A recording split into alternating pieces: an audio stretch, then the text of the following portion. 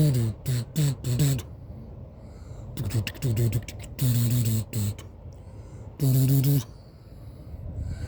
Dad's at a boat channel 108. Which channel I need to watch and which channel I need to see, except channels you watch and no channels I see. Not here to impress, only here to express. Today's July the 1st, 2025. It'll soon be Christmas 30, yeah. It'll soon be Christmas 3033, yeah. It'll soon be, it will actually. It'll soon be Christmas 2033, and it'll soon be Easter 2040 when the vapor cannon returns. Now I've got my introductions ditty out of the way. It's a beautiful evening down by the riverside. It was 34 degrees today. It was allegedly, well, officially it was 1 degree hotter than yesterday. It was 33 yesterday and 34 today, but I think it was a lot more. I think it was a lot hotter. Probably more like 36. Could have been 37. It was bloody hot. It was hot as it was in the Philippines. I was there not too long ago. It felt exactly the same kind of humidity and intense heat, and just sweat pouring out of my body. But I'm not here to talk about the weather. But it's beautiful to see the sunset again. It's these late nights, these late sunsets at 9 p.m. But yeah, the Jewish issue. Oh, let's not get too vocal about that. I am on YouTube, aren't I? I could say YouTube. Not that I'm the biggest hit on YouTube. Yes, Iran. I looked into it a bit more in recent days, and today I just watched the video. Max Egan, he went into quite detail about how pretty much the entire hierarchy of the Islamic Republic of Iran are of Jewish origin. And that president is Ahmadinejad. I can't remember his name exactly. He's the guy. I'm not sure if he's still president. I mean, you got the Ayatollah, who's the leader, top cleric, Ayatollah. But then you got this Ramadan, I think his name is. Oh, Jews apparently. Crypto Jews. They're running everything. They're heading Saudi Arabia, the Saudi House of Saud, they're Jews. And they're supposedly Saudi Arabia and Iran are supposed to be mortal enemies. It's all, you know, the more I look into these things, the more everything's completely and utterly staged. It's obvious now. And it's the tiny hats that stage things. But as I was saying yesterday, AI seems to have the last say in anything now. The tiny hats, the Cube organisation, has put AI into place, and everything's kind of like going on autopilot now. But it's all staged. They've got the dumb bases. They're probably all up and running by according to Jason of Archaics, the dumb bases should be all complete by 2036, by which time all the hierarchies, the top 1% of the world and the slaves, the servants, the military machine and everything else that goes with it will all go under. To hide from the Phoenix event of 2040 when the vapor cannon returns. But that's a subject for another video. While they do all that, they just left the AI in place and make us, the peasants here on the surface still think that voting makes a difference.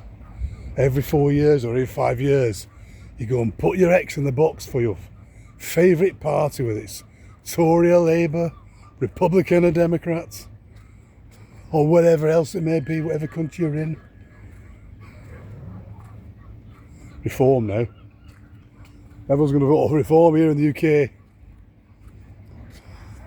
Every single one of them are puppets, all infiltrated and controlled. You see, you got the Palestinian cause.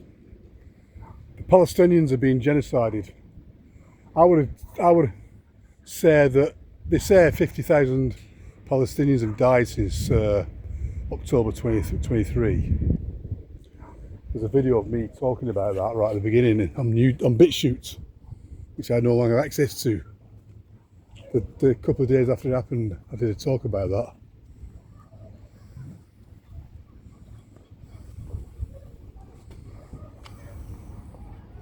And the false flag, that was 7th of October 2023. The Israel's 9/11, they did it themselves, Mossad did it themselves. Anyway, all that, the old Palestinian cause.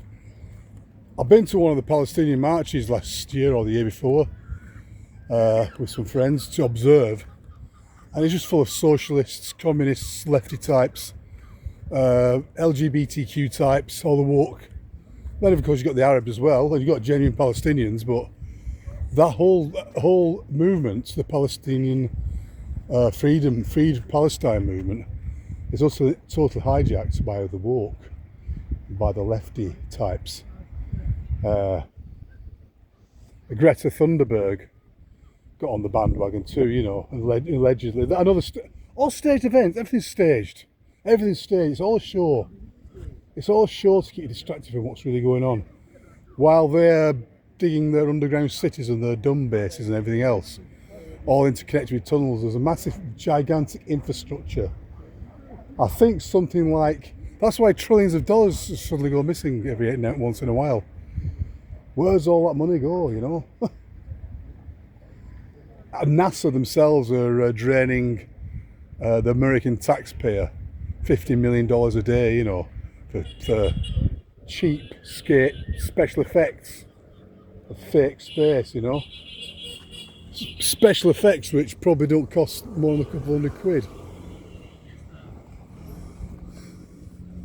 But yeah, if you see that moon's there, it's starting to grow, waxing moon. So sure I'm going to walk. It's a bit noisy down here, a lot of people. I was what pissed this lot. So the Palestinian cause has been hijacked by the water lefty types. A genuine crisis, a genuine case of mass murder going on. And now we just had this guy with Glastonbury, Bob Villan, calling out for the death of the IDF. And people are jumping on the anti-Semitism is becoming very popular now as well. You know, it's very trendy now to be anti-Semite simply because of what's happening to Palestine. It's all by design. And this Bob Villan was saying death to the IDF. And it's created outrage in the mainstream media. And the BBC apparently showed it on the telly. They should have pulled it. Outrage that the BBC would play such a dastardly act. So blatantly anti-Semite, you know. It's a black guy, you know. Or mixed race guy. I never even heard of him before until that. All these, just another fake rebel rocker, you know, rebel rapper or whatever he is. Absolute shite. And Jeremy Corbyn was there as well, Jezza at Glastonbury, on the stage. And he says, Jeremy Corbyn was on the stage and he points out, saying, I came in here and I saw upon the wall these walls that surround this fantastic festival, this amazing festival. I saw on the wall over there a message to President Donald Trump, and it said, build bridges, not walls. On the wall. Yeah, and it's basically, it's gone ridiculous now with the fences around Glastonbury. I think it's like £450 to get in, to spend 4 days in there, you know. all rammed in together. This big, massive loosh farm, gigantic loosh farm full of dark occult rituals of divide and conquer. Anyway, Jezza's there. Jezza. Slagging off Donald Trump, and everyone's going, yay, like cheering him on, you know, booing Donald Trump. Incidentally, when I was at the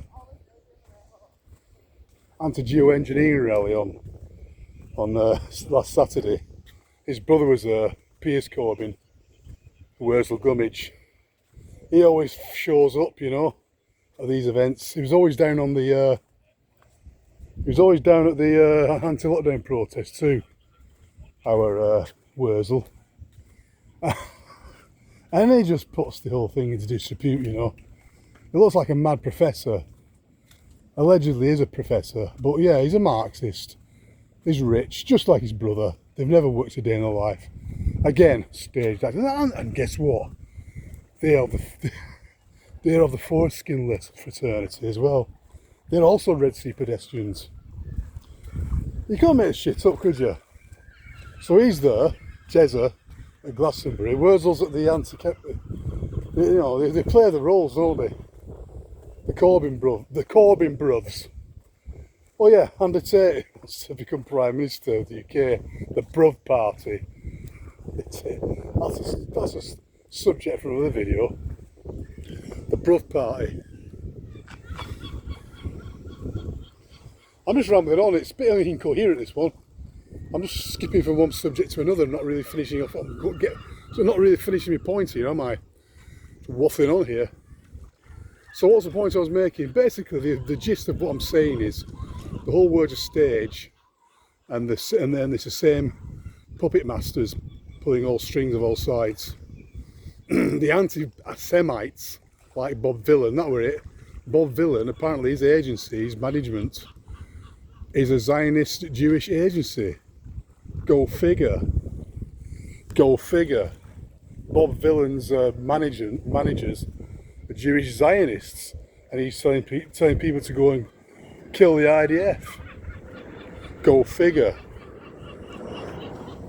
So you got the woke lefties hijacking the Palestinian cause.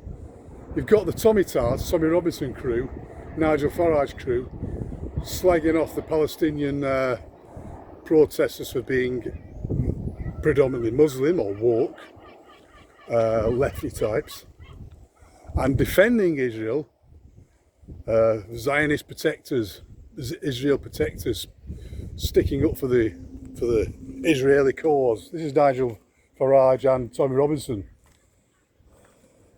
Incidentally, I've just recently found out there's a guy called Thom Robs, who used to be the head of the Ku Klux Klan from 1950 odd. I think he's still alive. I think he's an old man now. Thom Robs. Sounds a bit like Tommy Robinson. Anyway, that's a subject for another video. Tommy Robinson and Nigel Farage probably don't get along with each other, but they're basically sticking up they're still anti-immigration, anti-woke. Nigel Farage was for lockdowns. Nigel Farage was for the lethal injections, whereas Tommy Robinson says he wasn't. So yeah, they've got all these little groups now, haven't they? It's getting more fragmented. The human race is getting more fragmented. In America, you've got the woke left. There are no kings in America. No kings starting all these riots off. Anti-Trump riots. That was a couple of weeks ago, wasn't it? And when Trump had his military parade, which just happened to be on his birthday. Trump's a staunch supporter of Israel. You know? It's just so fragmented. It's so fragmented. All sides have been hijacked by the same people. And of course, this No Kings group, a bit like Black Lives Matter, they have their roots in Bolshevism and Marxism, just like BLM. And yeah, again, it's run by tiny hats, of course. Cut George Soros fraternity. That's George Soros's department. He does the Black Lives Matter and all the rest of it. He's also plays the game in Ukraine, of course. Zelensky, the Gaylord coke sniffing Jew boy, and even President Putin himself is a Jew boy. You know, I'm not sure if I've covered all bases on this ramble tonight, but it's a long video. I think I might have to make a conclusion. But they've set the AI in place anyway. While all this is going on, while the human race is being fragmented and fighting each other, yeah, while it's all being fragmented and fighting each other, AI's running the show. The dumb bases are almost complete, and the so-called elite, those that like to consider themselves to be the elite, our rulers, are all going to fuck off underground to leave us at the mercy of AI. And then the Phoenix event. They need us though. They need us still. Like I said yesterday, we are literally batteries, cogs in the machine. You know, energy harvesting loosh. Glastonbury Festival, you know, that's an example of loosh. Stadiums, concerts, all these places where loads of people gather. The football, even football teams, you know, that's another one. That's another divide and conquer psyop. Sports, you know, bread and circuses, sports events. I'm a Millwall fan, he's a West Ham fan. I'm a Man City fan, he's a Man United fan. And it's really sad to see that grown men in the UK and also the US and many countries spend all their spare time, they work, right, they raise a family, but all their spare time is obsessed about sport. You know, all their energy, all their money, all their attention is into sports events, football and beer, and the team you support against a team you don't support, you know. Yeah, okay, you can say it's sport, it's nice to have a sport, it's nice to be entertained and all that, but it's just an obsession. Again, that is another aspect, one of many aspects of how fragmented the human race has become, with us and them mentality, divide and conquer. Big distractions, the bread and circus distraction, the politics distraction, the Bob Villain in Glastonbury distraction. That was better. One of the good ones was just for during Trump's election campaign, getting shot in the ear distraction. Yeah, right. That was a good one, though, wasn't it? And within 8 days, his ear was completely healed. All right then. Anyway, I think I better shut up now. That's enough of that one. Peace, bless.